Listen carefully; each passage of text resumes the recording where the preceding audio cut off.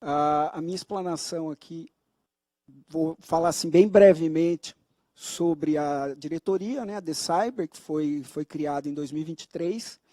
Muito rapidamente lembrar da competência federal, falar sobre os crimes de ódio online, um problema gravíssimo, principalmente na violência contra adolescentes, meninas adolescentes, e finalmente chegar lá aos crimes de abuso sexual infantil e trazer sugestões específicas de aprimoramento da legislação. A primeira coisa que eu queria falar, assim, bem rapidamente, é desfazer o mito de que tudo que está na internet é competência da Polícia Federal. Não é. A Polícia Federal não tem homens e mulheres suficientes para tratar de todos os crimes que acontecem na internet. Basicamente, assim, são dois grandes princípios, né? O primeiro é preciso que o crime esteja previsto em um tratado e que o caso concreto traga internacionalidade, transnacionalidade. É preciso esses dois critérios para que seja competência da Polícia Federal. Isso vale para o abuso sexual infantil. Então, assim, bem simplesmente, um exemplo, duas pessoas trocando abuso sexual, material com abuso sexual infantil pelo WhatsApp, uma num estado brasileiro, a outra em outro. Competência da Justiça Estadual. Uma pessoa aqui no mesmo estado, mas trocando com alguém que está em outro país, competência da Justiça Federal. Transnacionalidade, no caso concreto, e crime previsto em tratado. Então, não é tudo que está na internet que é da Polícia Federal. Precisamos, portanto, de integração com a Polícia Civil, e a Polícia Federal está fazendo isso por meio de ACTs, né, acordos de cooperação técnica, oferecendo as suas bases de dados e oferecendo capacitação com as polícias civis, como já temos com a Polícia Civil aqui do DF, que foi a segunda a assinar conosco. Até agora, 7 estados já assinaram. Muito bem, desfeita esse mito em relação à competência, em 2023, finalmente, a Polícia Federal passou a tratar crimes cibernéticos como prioridade e fez a estruturação da Diretoria de Combate a Crimes Cibernéticos, que antes, administrativamente, era uma mera divisão e era algo para a qual não havia prioridade. Hoje, há 4 grandes temas: crimes de alta tecnologia, fraude bancária eletrônica, esses 2 temas eu não vou tratar, e os outros 2 temas da diretoria, abuso sexual infantil e crimes de ódio online.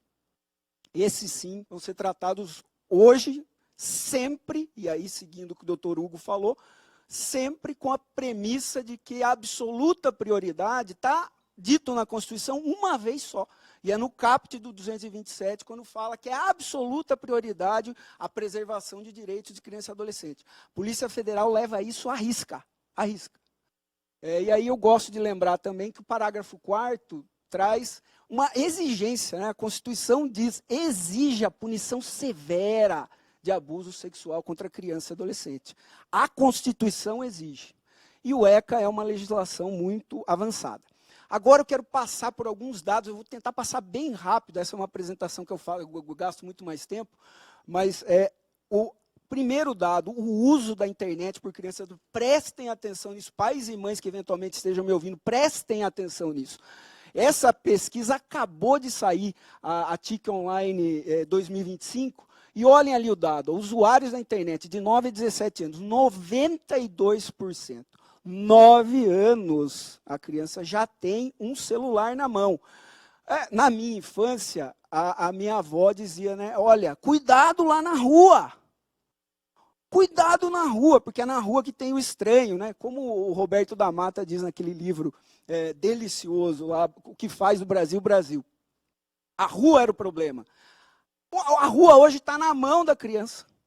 O celular é a rua. O estranho está ali no celular, a um clique. Então, muito cuidado. E, os pais entregam, os pais delegam a educação. Muito cuidado, pais e mães. Não deleguem a educação do filho para o celular. Não vai dar certo. Muito cuidado. Não estou jogando todo o peso para o pai e para a mãe também, mas tem o peso para a família. Então, primeiro ponto relevante. Segundo ponto relevante, a frequência. Onde eles estão usando?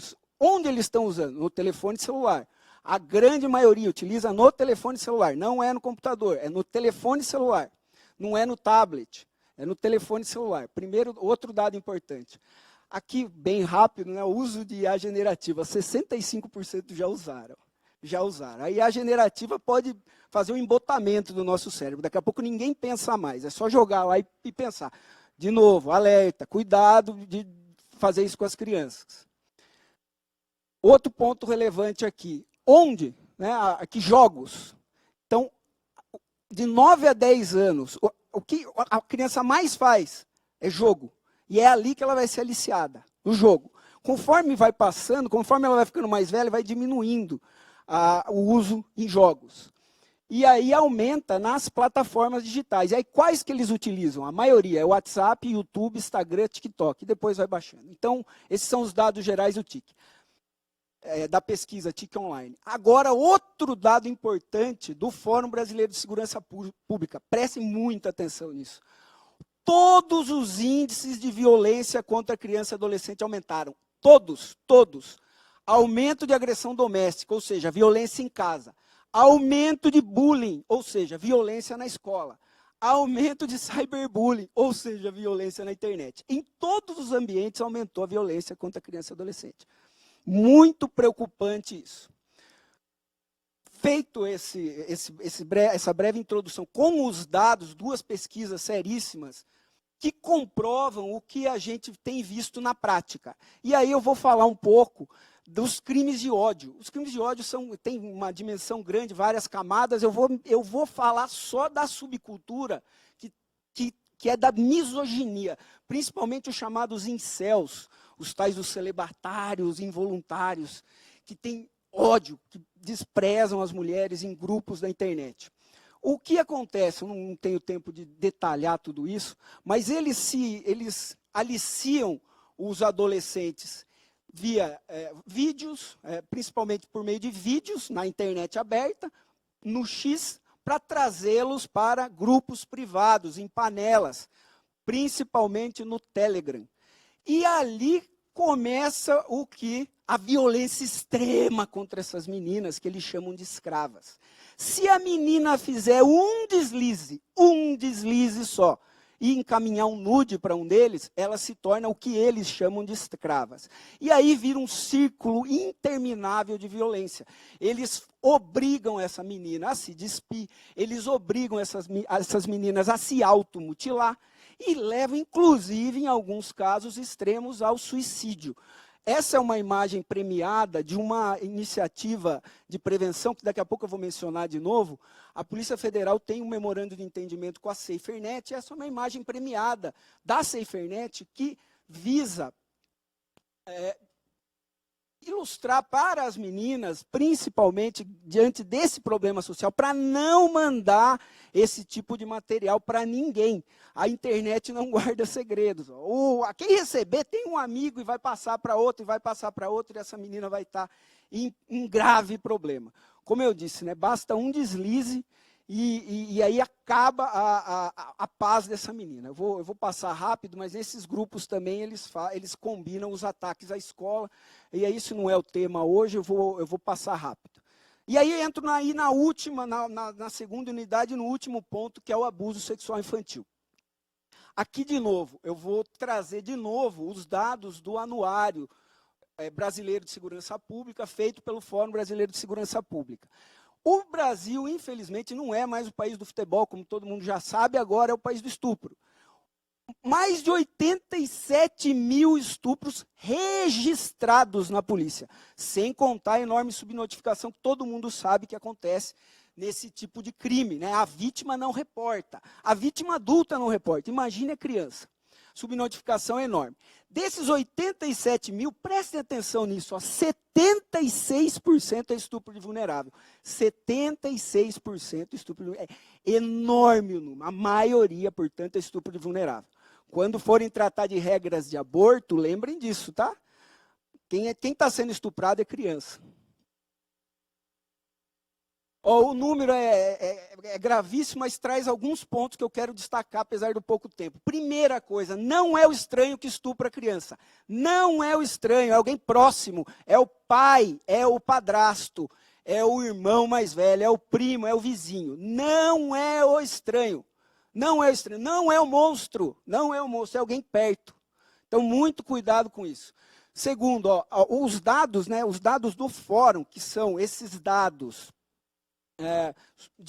notificados para a polícia, trazem lá 87% das vítimas são meninas. A maioria delas é negra e menor de 13 anos. De 13 anos, 87 mil, a maioria é menor de 13 anos. É muito triste, preciso atenção a esses dados. E ali, esses dados trazem só 12% de meninos, o que na nossa visão, né, da Polícia Federal, como nós tratamos do crime digital e nós manipulamos muito material de abuso sexual infantil, não nos parece haver uma discrepância tão grande, 87-12. É mais próximo, analisando o material. Então, a nossa hipótese aqui é que razões culturais levam as famílias a não reportar quando o menino é violado, quando o menino sofre agressão sexual. Então, é por isso que a subnotificação de meninos é maior na nossa visão. E o problema aqui enorme é o silêncio da vítima, como eu mencionei bem rapidamente, não posso detalhar muito isso. A Polícia Federal, por questão de competência, não trata diretamente do estupro. Essa é uma atribuição de investigação da Polícia Civil. Nós cuidamos do estupro apenas quando ele estiver conexo ao crime digital, lá, o compartilhamento de abuso sexual infantil, quando a gente identifica alguém que está ali naquelas imagens e também imputa a ele o estupro na Justiça Federal. Mas, em regra, são os casos de compartilhamento, de distribuição, armazenamento de material com abuso sexual infantil. E os senhores prestem atenção que eu não costumo falar, eu não falei nenhuma vez e não vou falar a expressão pornografia infantil, porque é um eufemismo que não condiz com a gravidade do ato. Pornografia dá a ideia de entretenimento, aqui não há entretenimento. E dá a ideia de consentimento, com criança não tem consentimento. A nossa legislação precisa ser aprimorada na terminologia, porque isso minora, diminui demais a gravidade do estupro de uma criança. O nome é estupro de criança, não é pornografia infantil. E aqui eu trago aqui um exemplo só de repressão, porque a Polícia Federal todo dia, literalmente, faz operação responsabilizando abusadores sexuais de criança, todos os dias. Esse aqui é um exemplo só da Operação Proteção Integral 3, que foi dia 8 desse mês, ou melhor, do mês passado. Nós fizemos 184 buscas domiciliares. No dia ainda, né, nessas 184 buscas, conseguimos ainda fazer 55 flagrantes, numa atuação integrada com 16 polícias civis. Trabalho conjunto, com integração e com efetividade. O ano passado, esses são os números do ano passado, e aqui de novo eu alerto aos familiares, só a Polícia Federal ano passado, olha o tamanho do problema, só a Polícia Federal ano passado fez 1.043 operações de abuso sexual infantil. Só esse número bastava para mostrar o tamanho do problema. E nós conseguimos resgatar 100 vítimas que estavam em situação corrente de abuso sexual. Além da repressão, nós temos, com muito orgulho, um projeto de prevenção em andamento, já há mais de um ano, o projeto Guardiões da Infância, estou finalizando, o projeto junto com a SaferNet. Eu tenho muito orgulho desse projeto, nós somos mais de 160 policiais voluntários para dar palestras para 4 públicos diferentes, professores, familiares, adolescentes e rede de proteção.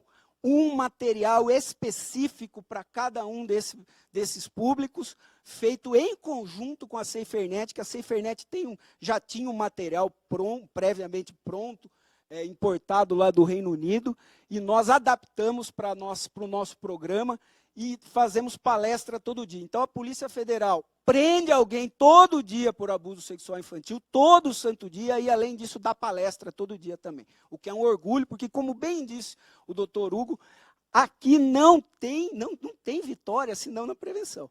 Depois que acontece um abuso sexual infantil, a marca é na alma, não passa, é indelével. Eu já ouvi pessoas, mais de 10 anos do abuso, começam a me contar, volta tudo.